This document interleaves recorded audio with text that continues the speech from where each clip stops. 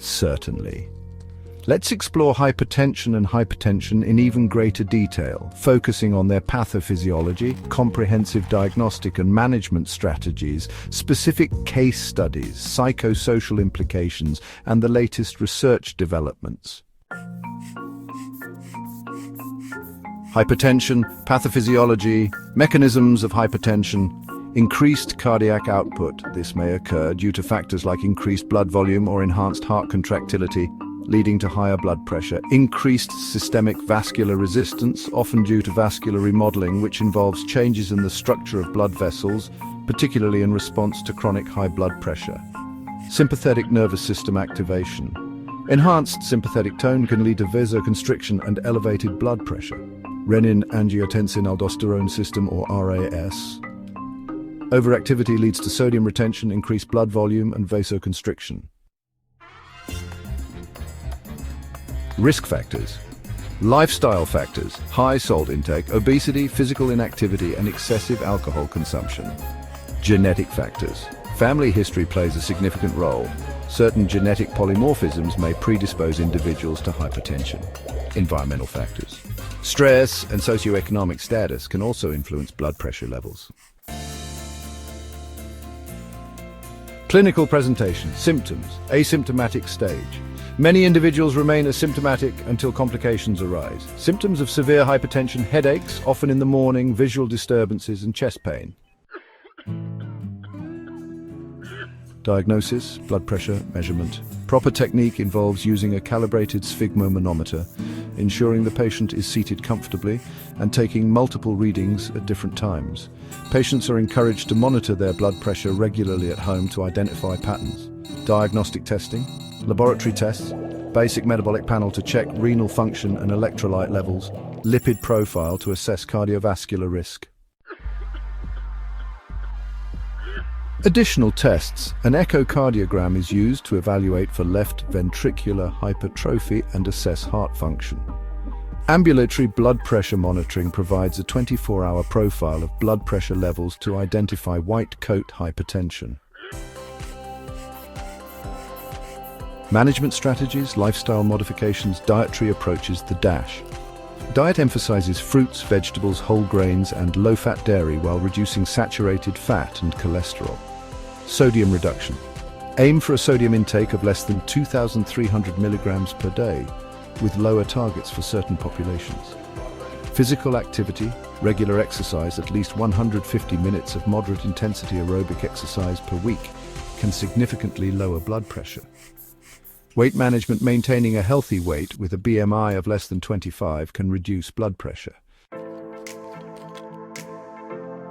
Pharmacologic treatment. First-line medications include thiazide diuretics, which are often the initial choice for uncomplicated hypertension. ACE inhibitors are effective in reducing cardiovascular events, particularly in patients with diabetes or heart failure. ARBs are a useful alternative for patients intolerant to ACE inhibitors. Calcium channel blockers are especially effective in older adults and those with isolated systolic hypertension. Combination therapy. The rationale is that many patients require 2 or more medications to achieve target blood pressure. Common combinations include a diuretic with an ACE inhibitor or ARB. Hypertension, pathophysiology. Mechanisms of hypertension include decreased cardiac output due to heart failure, arrhythmias, or significant blood loss. Vasodilation can occur in septic shock or anaphylactic shock, where systemic vascular resistance decreases dramatically. Fluid volume deficit, such as dehydration or excessive diuresis, reduces the volume of blood returning to the heart.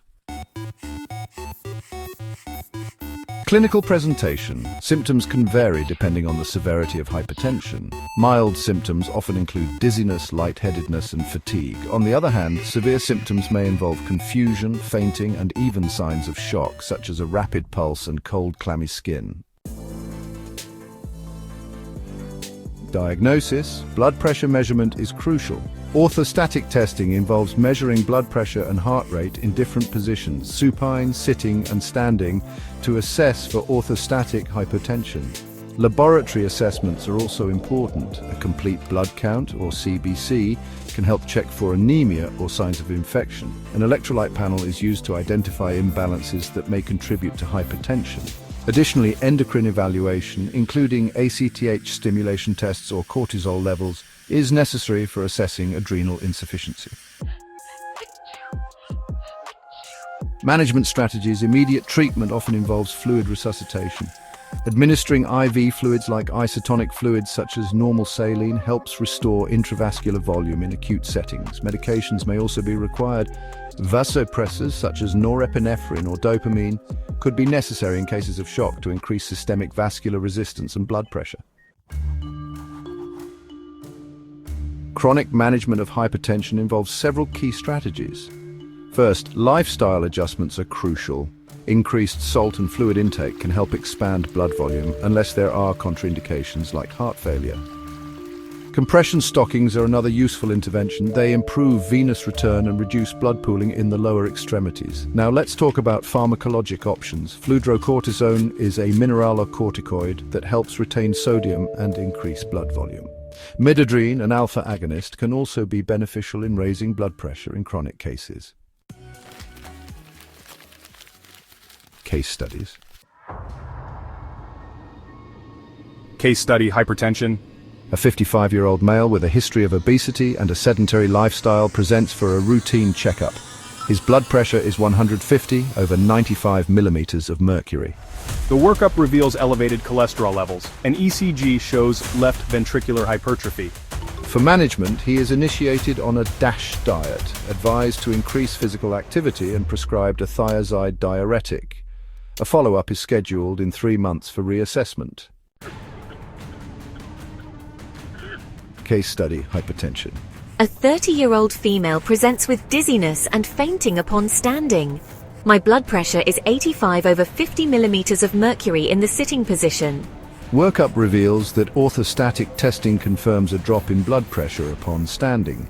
Labs show mild dehydration. Management includes initiating increased fluid intake, advising on gradual position changes, and starting on oral fludrocortisone.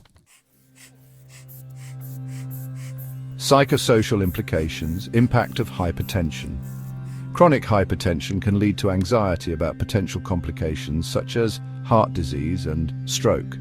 Patients may struggle with adherence to long-term antihypertensive medications due to side effects or lack of immediate symptoms. Impact of hypertension. Patients may experience anxiety about future episodes of hypertension, leading to social withdrawal or lifestyle limitations. Persistent low blood pressure can lead to chronic fatigue, reducing overall quality of life. Research and future directions. Novel therapeutics for hypertension, new antihypertensive agents, research into new classes of medications that target different pathways in hypertension management. Investigating genetic predispositions to hypertension and hypertension could lead to personalized treatment strategies and targeted interventions.